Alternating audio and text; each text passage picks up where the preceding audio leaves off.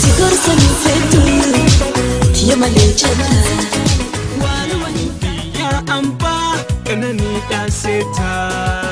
sitihi ma olus ya wana amanta dhageessanii yoo dhageessan dhageessisa bakka gubbaa dhufuun keessa noole bashannanaa deebi'a qophii addaa magaalaa Minnesota keessatti isiniif qophaa'ee jira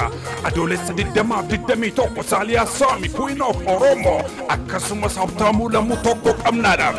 shubbistoota aadaaf ammayyaa waliin DJ Mook waliin kottaa bashannanaa teessoon 71-78 University Avenue Postal Code 55-432 Minnesota gaaffii yoo qabdaniif 612 66-23 bilbila adoolessa 20-21 roobiidhaaf kamisa sagantaa beellamni keessan artistoota Oromoo wajjin haa ta'u.